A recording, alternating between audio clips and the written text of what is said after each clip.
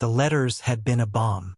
Penned in a delicate, looping script on thin, rose-scented paper, they spoke of a woman named Hattie who yearned for quiet country, for a strong hand to hold, for a life removed from the grime and noise of the city. They were the words of a sparrow, not a hawk. Everett clutched the last one in his hand, the paper softened and worn from 100 readings, as he watched the wagon crest the final rise. He had prayed for a partner, a whisper of softness in the harsh, echoing silence of his self-imposed exile. He had sent away his savings, built a second room onto his cabin, and allowed a sliver of hope to pierce the guilt that was his constant companion. Then the woman who stepped down from the wagon blotted out the sun. She was not a sparrow. She was a bird of prey, taller than him by half a head, with shoulders that strained the seams of her practical wool coat. Her face, framed by dark hair pulled back in a severe bun, was handsome but hard, with a square jaw and eyes the color of a stormy sky. There was no tremble in her hands, no shy doe-like glance. She paid the driver, her voice a low, clear alto that carried easily on the wind, then turned her gaze on Everett and his small, defensible world. Her eyes didn't just look. They assessed. They catalogued the overhang of the porch roof, the placement of the windows, the distance to the tree line. "You're Everett," she stated. It was not a question. He swallowed, the worn letter in his hand suddenly feeling like a fool's trinket. "And you're Hattie?" The name sounded absurd on his tongue, a frilly ribbon tied to a block of granite. Her lips thinned into a line that was not quite a smile. "I answer to Henrietta." Hattie was a name for the letters. She hefted a large, scuffed leather satchel from the wagon bed with an ease that spoke of dense contents and muscled arms. "The driver won't come further. Says the road is a bad omen." Everett could only nod, his mind a maelstrom of confusion. This was not the woman from the letters. The letters spoke of playing the pianoforte and arranging wildflowers. This woman looked as though she could fell a tree with a single swing of an axe and arrange a man's bones with her bare hands. He had envisioned quiet evenings, shared meals, a slow healing. Now all he felt was a primal sense of alarm, a jarring note in the careful, monotonous symphony of his hiding. His sanctuary had been breached, not by the men he feared, but by a mystery he had paid for and invited to his door. "Let's get this inside," Henrietta said, already moving toward the cabin, her stride long and confident. She didn't wait for him to offer. She simply acted. Inside, the space felt immediately smaller, consumed by her presence. She set the heavy satchel down with a solid thud that seemed to shake the floorboards. Her gaze swept the room, taking in the single cot, the stone fireplace, the meticulously stacked firewood, the rifle resting on its pegs above the mantel. "One way in, one way out," she observed, her voice flat. "Windows are too large. Pour fields of fire from the porch. You can be flanked from the north ridge." Everett stared at her, his bewilderment hardening into suspicion. These are strange observations for a woman seeking a quiet country life. Henrietta finally turned her full attention to him. Her gray eyes were unervingly direct. "The world is not a quiet place, Everett. You of all people should know that. Quiet is something you have to fight for." A cold dread, familiar and sickening, washed over him. She knew. She had to know something. The careful anonymity he had cultivated for 3 years felt as fragile as a pane of glass. He had run from the railroad, from the bounty posters that called him a murderer and a liar, from the faces of the men who died in the tunnel collapse. The collapse he knew was no accident.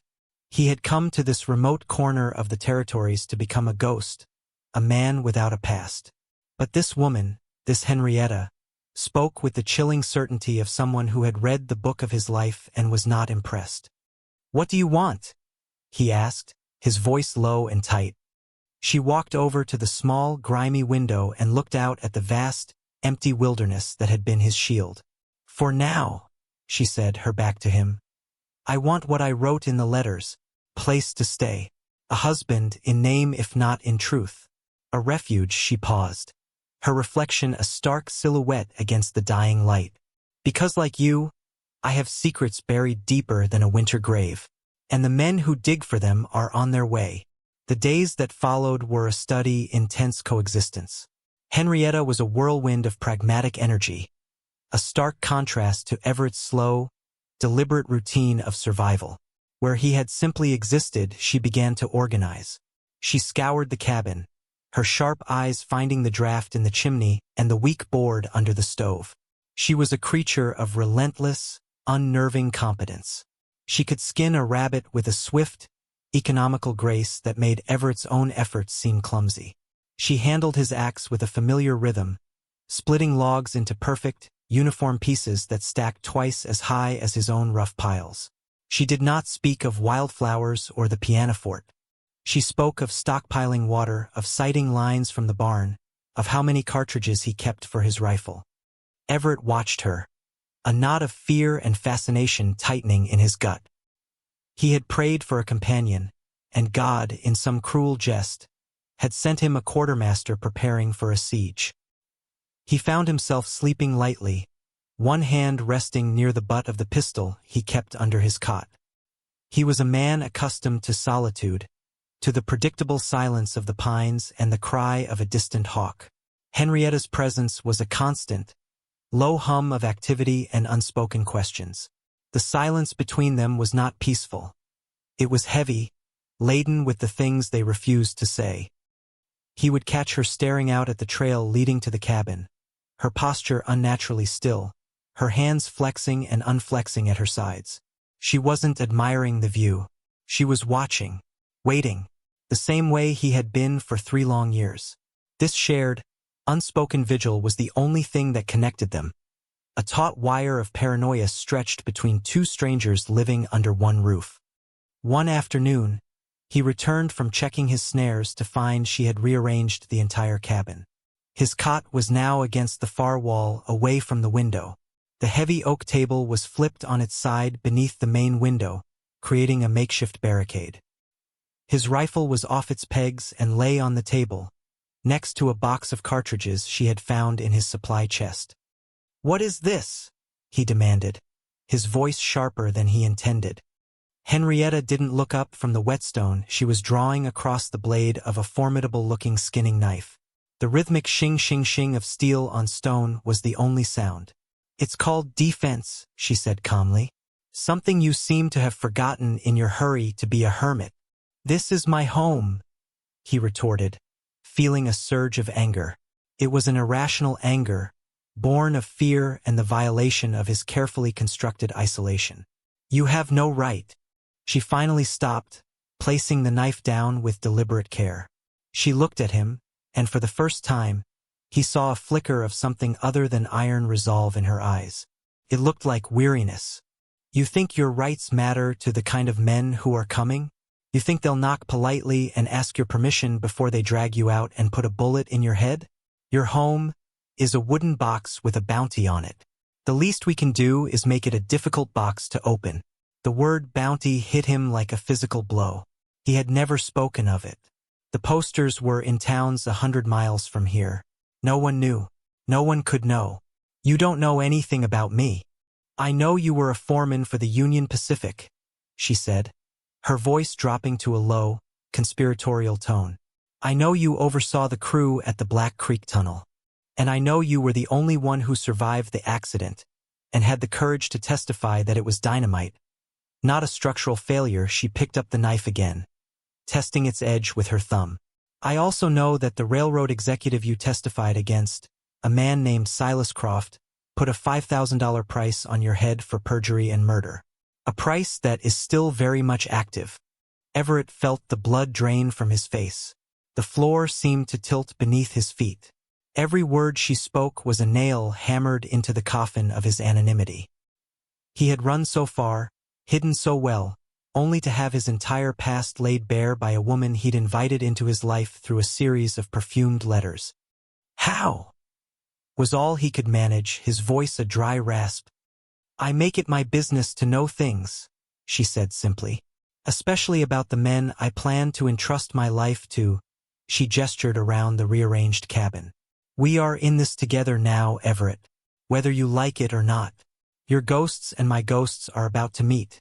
And I intend for us to be the ones left standing when they do. Her pragmatism was more terrifying than any threat.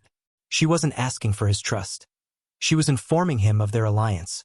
A pact sealed by shared danger and secrets he was only just beginning to comprehend. He looked at the fortified window, at the waiting rifle, and understood. His quiet life was over. The war he had fled had finally followed him home. It was Henrietta who saw him first. 2 days later, as the sun bled across the western peaks, painting the sky in violent hues of orange and purple, she went still at the window. Everett was cleaning his rifle, the familiar scent of oil and solvent a small comfort in the suffocating tension that now filled the cabin. He had been reliving the tunnel collapse in his mind, the thunderous crack of the explosion, the screams of dying men, the choking dust that filled his lungs. It was a memory that clung to him like soot, a stain that would never wash clean. "Ryder," Henrietta said, her voice a low murmur that cut through his thoughts. "North Ridge." Watching the cabin, Everett moved to her side, his heart beginning a slow, heavy drumbeat against his ribs. He followed her gaze and saw it. A lone figure on horseback, a black silhouette against the fiery sky. The man was too far to make out any features, but his stillness was unnerving. He wasn't passing through. He was observing. A scout. A harbinger. "How long has he been there?" Everett asked, his hand instinctively reaching for the rifle he'd just cleaned. 10 minutes. He thinks he's hidden by the shadows, but the setting sun is catching the metal on his bridle. She was remarkably calm. Her analysis as cool and detached as a general studying a map. "He won't come tonight. They'll wait. They'll want to see our routine, learn our numbers." The word hung in the air between them, heavy and sharp. The singular rider implied a plural threat. They stood there in silence, watching as the silhouette finally turned and disappeared back over the ridge. The encroaching darkness felt less like the end of a day and more like a curtain falling on the final act of his peaceful solitude. The night was no longer a comfort. It was a cloak for his enemies. He turned from the window. The image of the rider burned into his mind. "It's time you tell me everything," he said, his voice flat and devoid of the fear that was churning in his stomach. "Not just what you know about me. Why are they hunting you? Who are you, Henrietta?" She let out a long, slow breath, the iron mask of her composure seeming to soften for a moment. She walked to the hearth and stared into the low flames, the firelight casting dancing shadows across her strong features. "I told you I was looking for a refuge. That part was true," she began, her gaze fixed on the fire. "I was a bookkeeper in Omaha, for a freight company that did a great deal of business with the Union Pacific." She paused, and Everett knew, with a certainty that chilled him to the bone, which company she meant. It was the same one Silas Croft used to ship his equipment, the same one implicated in the quiet movement of dynamite and paid saboteurs. "I wasn't supposed to be smart," Henrietta continued, a bitter edge to her voice. "I was just the woman who kept the books. Quiet, efficient. They liked that. They liked it so much they got careless. They would talk in front of me, discuss shipments, payments to men with no official jobs. Men whose names were just initials next to large sums of money." Everett felt a new, more profound dread settling over him. He wasn't just hiding with another witness. He was hiding with the proof. "One of those names was yours, Everett. A payment authorized by Croft himself, marked for removal. It was scheduled for the week after your testimony. But you were already gone." She finally looked at him, her gray eyes reflecting the fire. "I started digging. Late at night I went through the older ledgers. It was all there. The payments for the dynamite. The bonuses for the men who set the charges. The blood money paid to the families of the saboteurs, disguised as workers' compensation. All of it, signed and authorized by Croft and 2 other executives." "The ledgers," Everett breathed, the word feeling impossibly heavy. "You have the ledgers." She nodded toward the heavy leather satchel that had not left her side since she arrived. "I have the one that matters most. The one that details the Black Creek Tunnel conspiracy from start to finish. Copied the rest." When Croft found out it was missing, he knew it had to be me. I was the only one with access. I ran. I changed my name, used a story about wanting to be a mail-order bride to find a man so far off the beaten path that no one would think to look for him there. I read the court transcripts from your testimony. I knew you were a man who told the truth, even when it cost you everything. I gambled that you were also a man who wouldn't turn away someone else in the same danger. A wave of cold fury washed over Everett, so potent it almost made him dizzy. It wasn't just fear anymore. It was rage. Rage at Croft, at the railroad, at the whole corrupt system that chewed up men like him and the crew at Black Creek and spat them out. And now this woman, this brave, foolish woman, had brought the entire conspiracy to his doorstep, wrapped in a leather satchel. So that Ryder, he started, is one of Croft's men, she finished for him. A professional, a bounty hunter named Marcus Webb.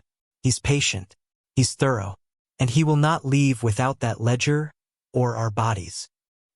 He looked at Henrietta, at the grim determination etched on her face, and then at the satchel. Inside that bag was the truth he had run from, the justification for his testimony, the damnation of the men who had haunted his every waking moment.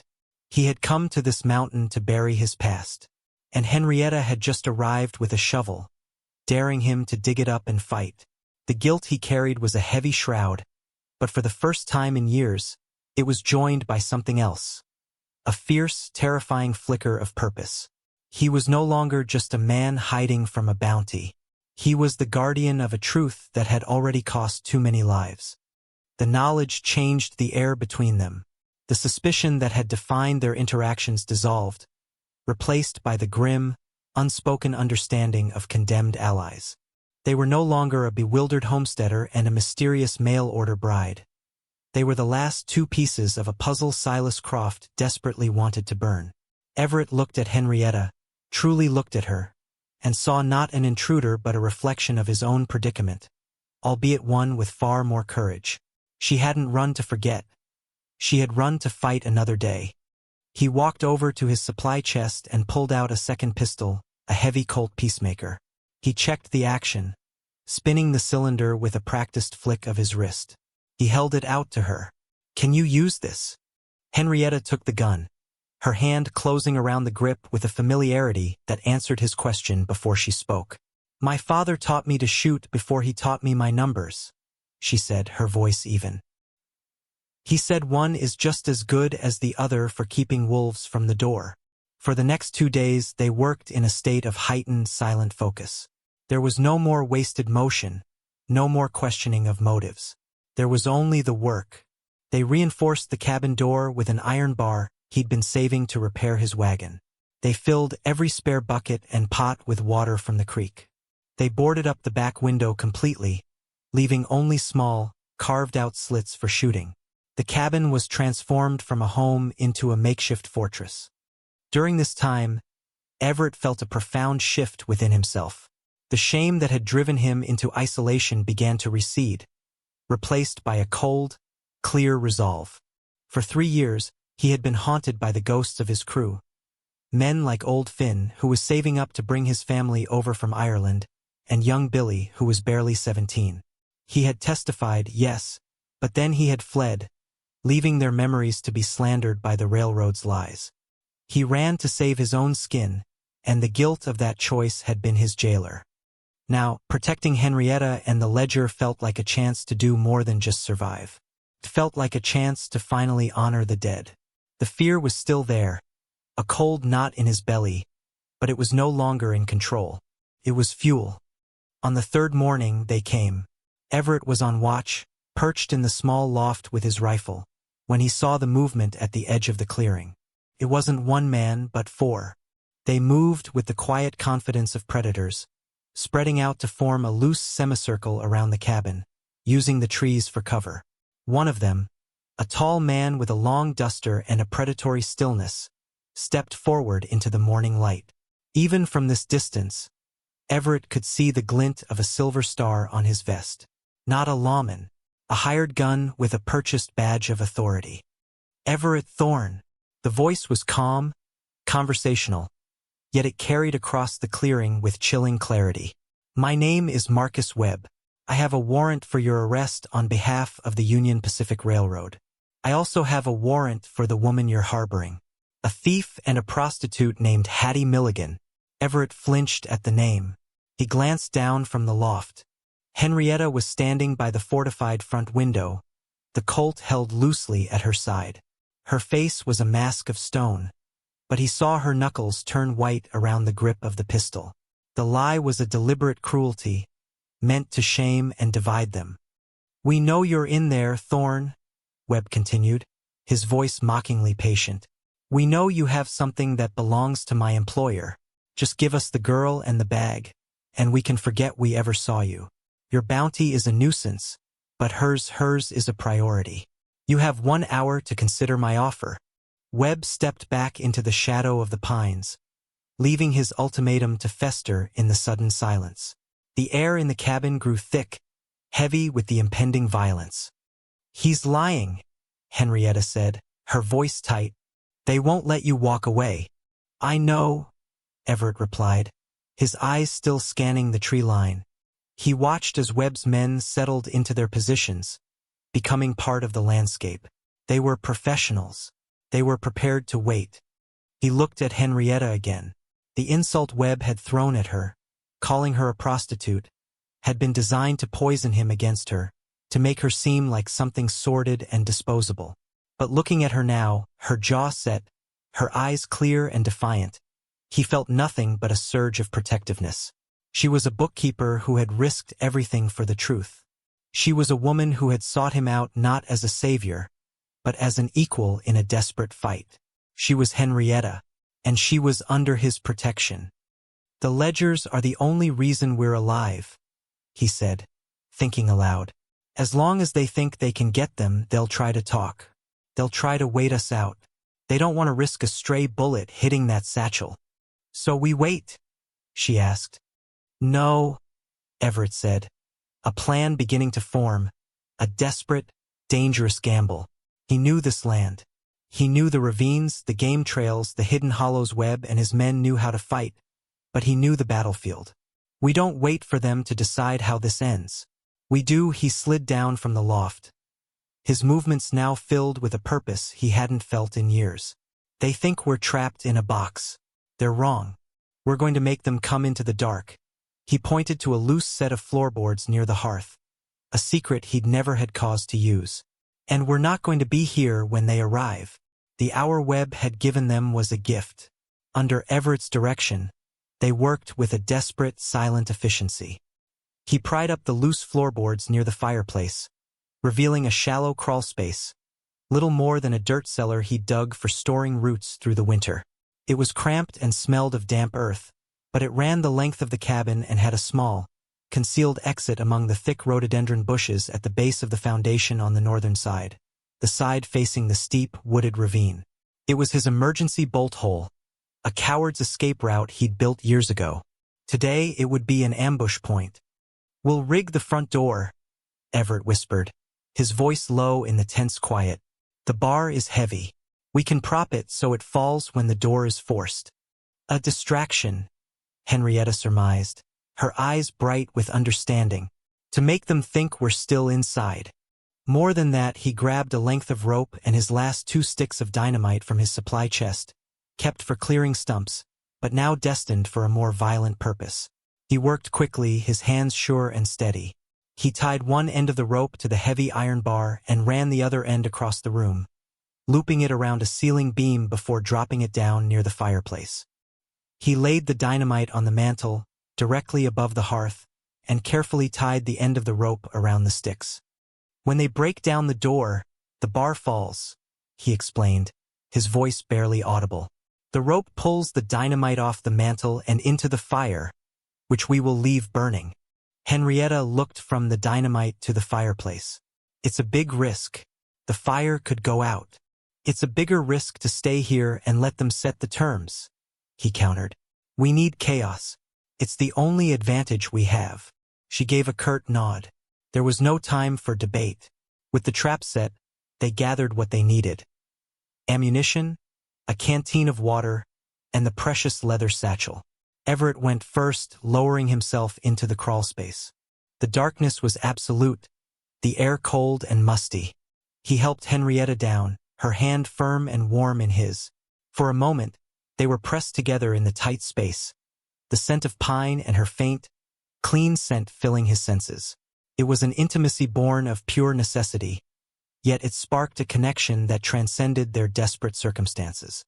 They crawled on their bellies through the dirt, the sounds from above muffled and distant. Everett pushed open the small, hidden hatch, and they slipped out into the thick bushes at the back of the cabin. The air was cool and sharp. They were exposed. Moving with agonizing slowness, they crept away from the cabin and down into the darkness of the ravine, the thick undergrowth swallowing them completely.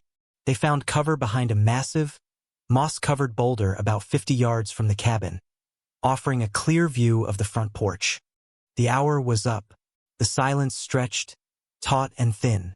Then, Webb's voice echoed again, closer this time. "Time's up, Thorne. We're coming in." They heard the heavy tread of boots on the porch. Then, a massive crash as one of the men slammed his weight against the door.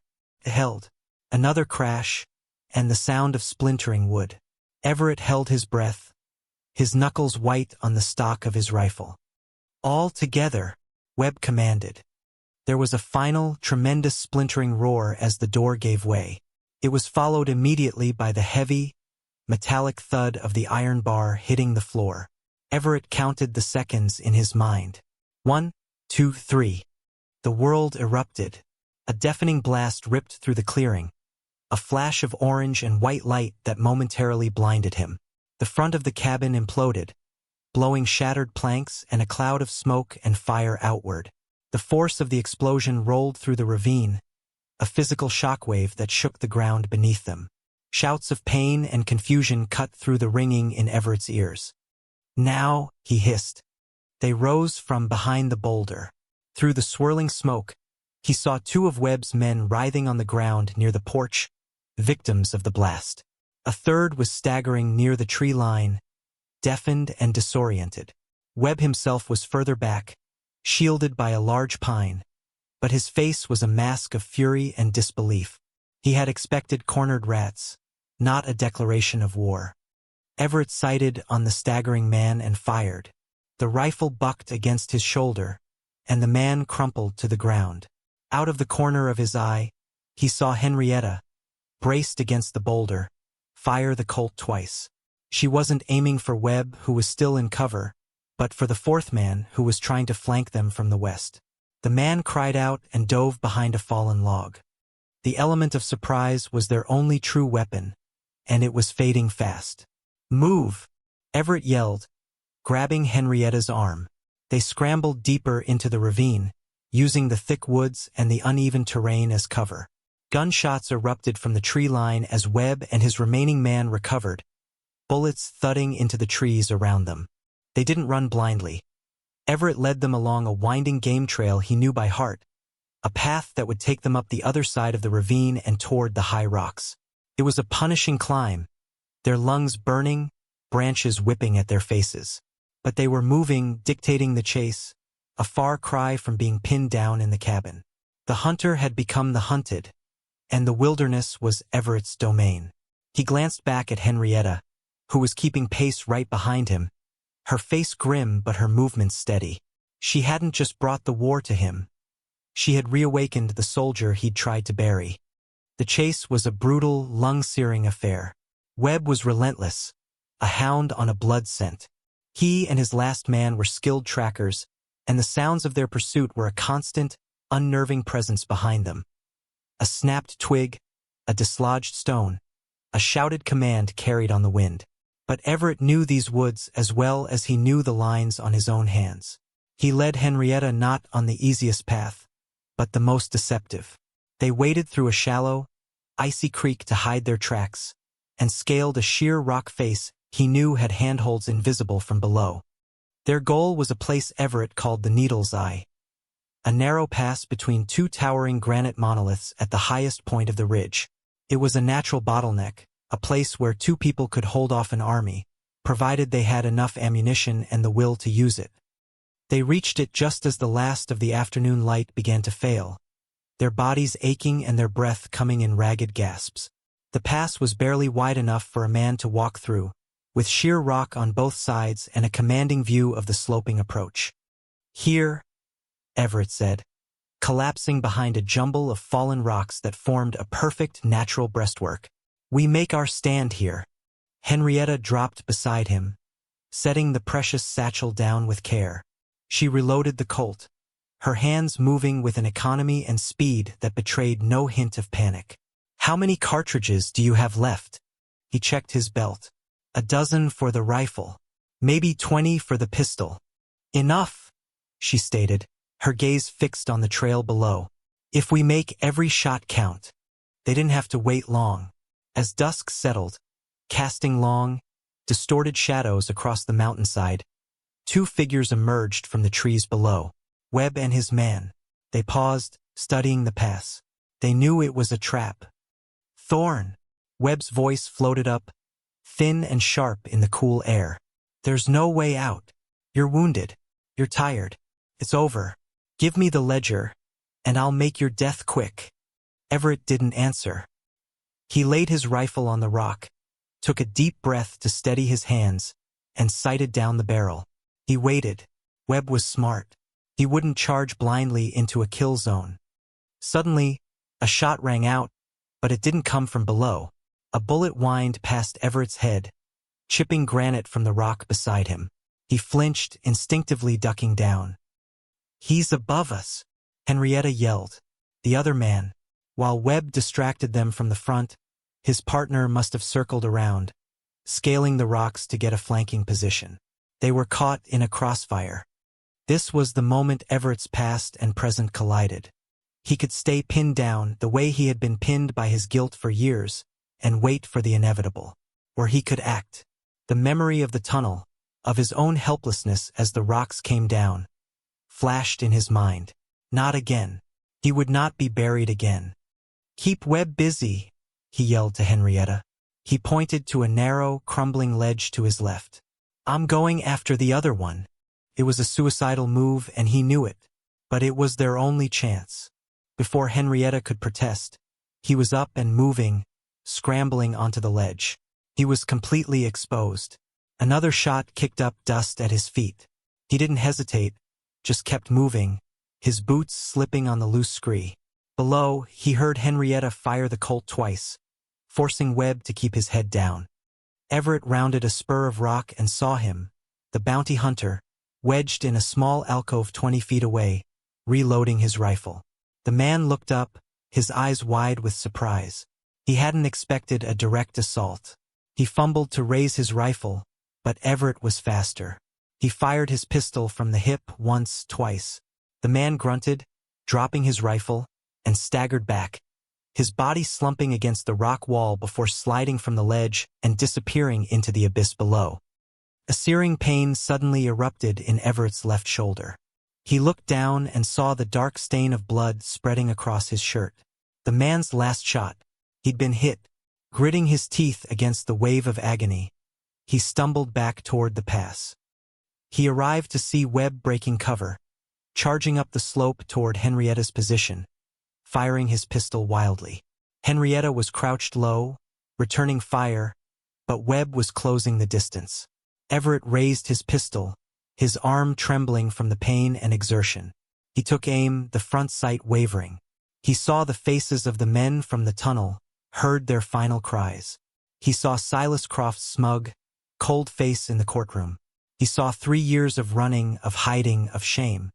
He fired. The shot was true. Webb stopped in his tracks, a look of profound surprise on his face. He looked down at the red blossom on his chest, then up at Everett. He opened his mouth as if to speak, but only a gurgle came out. Then he crumpled to the ground, his body rolling a few feet back down the slope before coming to rest. Silence. A profound, ringing silence descended on the mountain, broken only by the whisper of the wind through the pines and Everett's own ragged breathing. It was over. He slid down against the rock, the strength finally leaving his legs. Henrietta rushed to his side, her face pale in the twilight. She tore a strip of cloth from her petticoat and pressed it firmly against his bleeding shoulder. Her touch was gentle, her expression a mixture of terror and overwhelming relief. "You're a fool, Everett Thorne," she whispered, her voice thick with an emotion he couldn't quite name. He looked at her, at the fierce, determined woman who had turned his world upside down, and managed a weak, pained smile. "Took you long enough to notice they were alive. Battered and bleeding, but alive." And for the first time in a very long time, Everett felt something other than the weight of his past. He felt free. The sun rose on a world scrubbed clean by violence. The silence on the ridge was absolute, a stark contrast to the thunder of the previous day. Everett leaned against the granite wall, his shoulder a throbbing beacon of pain, while Henrietta finished securing a proper bandage. Her movements were efficient, her touch surprisingly gentle. The immediate threat was gone, but the reality of their situation remained. They were wounded, exhausted, with a dead man on the trail below and a powerful enemy who would surely send more. "We can't stay here," he said, his voice hoarse. "I know," Henrietta replied, tying off the bandage. She looked at him, her gray eyes searching his face. The hardness was gone, replaced by a raw vulnerability that mirrored his own. "What you did back there, going after that man on the ledge, it was the only way." He cut in, uncomfortable with the gratitude he saw in her eyes. "We survive together or we die alone. You taught me that." A small, genuine smile touched her lips for the first time. "I suppose I did." She stood and retrieved the leather satchel, holding it as if it were a sacred object. "This changes things. Webb's failure to report back will tell Croft everything he needs to know. He'll know we're together, and he'll know we have this. So we can't just hide anymore." Everett reasoned, the logic stark and clear in the morning light. "Hiding is just waiting to be found. We have to use it. We have to end this." "There's a federal marshal in the Colorado Territory," Henrietta said, her mind already working, planning their next move. "A man named Dawson. He's known to be incorruptible. If we can get this ledger to him, he can issue federal warrants. It would take it out of the Union Pacific's hands." The Colorado Territory was over 300 miles away, across open plains and hostile lands. It was a perilous journey, but for the first time, the thought of moving on didn't feel like running. Felt like advancing. They made their way carefully back down the mountain, retrieved what they could from the smoldering ruins of the cabin. A small amount of food, his remaining money, and a second horse from the barn, which had mercifully survived the blast. As they loaded the horses, Everett looked at the wreckage of the life he had so carefully built. It was nothing but ash and splintered wood. He felt no sadness, only a strange sense of release. That cabin had been his prison, a monument to his fear. Now it was gone.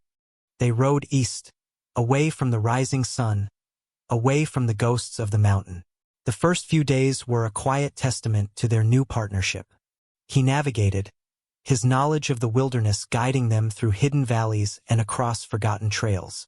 She managed their meager supplies with a meticulous care that ensured they would last. They tended to each other's wounds, his shoulder and her collection of cuts and bruises from the chase. They spoke little, but the silence was different now. It was comfortable, a shared space built on mutual respect and the profound bond of having faced death together. One evening, sitting by a small, smokeless fire, Henrietta looked at him across the flames. "Why did you run, Everett? After the testimony. You could have been a hero to the other workers." He stared into the fire, the question settling a familiar weight in his chest. "I wasn't a hero," he said quietly. "I was terrified. I saw what they did to those men in the tunnel. I saw the look in Croft's eyes in that courtroom. It wasn't anger. It was dismissal, like I was an insect to be crushed. And I thought about Finn and Billy and all the others. They were dead. Me staying and getting killed too wouldn't bring them back. It just seemed like one more wasted life. So I ran. I've been ashamed of it every day since." Henrietta reached across the fire, her hand resting on his for a moment. "There is no shame in surviving, Everett. The shame is in letting them win. "We're not letting them win." Her words were a simple absolution, but they landed with the force of a revelation. She didn't judge him. She understood. In that moment, looking at her determined face illuminated by the firelight, Everett realized the truth. He had prayed for a bride, for a soft and gentle woman to soothe his haunted soul. But God had sent him Henrietta, a warrior to help him fight his demons. It was a partnership forged not in love and courtship, but in gunpowder and desperation. And it was stronger and more real than anything he could have ever imagined. He realized he wasn't just protecting her or the ledger anymore. He was fighting for her, for the future she represented.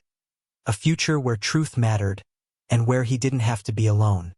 They finally reached the dusty outpost town in Colorado a month later, weary and trail-worn, but alive. Marshal Dawson was exactly as Henrietta had described. A grizzled, unyielding man with eyes that seemed to see right through a man's lies. He listened to their story in his small, quiet office, his expression unreadable. He examined the ledger, his fingers tracing the columns of names and numbers. When he was done, he looked up, his gaze lingering on Henrietta, then on Everett. "This is enough to hang half the board of the Union Pacific," he said, his voice a low rumble. "It'll take time. It'll be dangerous. They will fight back with everything they have." "We know," Henrietta said. "We've been fighting them already." Dawson nodded slowly. "You'll have federal protection from now on. You'll both be key witnesses. You'll need to stay close." That evening, they were given rooms in the marshal's own house. For the first time in years, Everett slept without a weapon in his hand. The next morning, he found Henrietta on the porch, watching the sunrise paint the dusty street in shades of gold. She turned as he approached. "It feels strange," she said, "not having to look over my shoulder." "We'll get used to it," he replied, standing beside her. The air was clean, the future uncertain, but for the first time it was not terrifying. It was hopeful. "Everett," she began, her voice hesitant, "after this is all over, what will you do?" He looked at her, at the strong lines of her face, the intelligence in her stormy eyes, the woman who had saved him from his own prison of guilt. He thought of the quiet life he had once yearned for, and realized it was no longer enough. Quiet was meaningless without someone to share it with. "I imagine I'll need a good bookkeeper," he said, a slow smile spreading across his face. "Someone to help me figure out where to go next. Someone who knows that some things matter more than gold." Henrietta's answering smile was like the sun breaking through the clouds. "I think," she said, her voice soft, "I know just the woman for the job." They stood together, watching the new day begin, no longer fugitives, but partners. They hadn't found the simple peace they'd once sought, but something far better. A shared purpose, a hard-won acceptance, and a bond forged in the heart of the fire. They were survivors who had found in each other not just a reason to run, but a reason to stand their ground and build a life together. We hope you were captivated by Everett and Henrietta's journey from desperation to redemption. Their story is a testament to the fact that strength and love appear in the most unexpected forms. If you enjoyed this tale of courage on the frontier, please like, subscribe, and share it with others who appreciate stories where the fight for justice forges the strongest bonds. Click the notification bell so you won't miss our next story.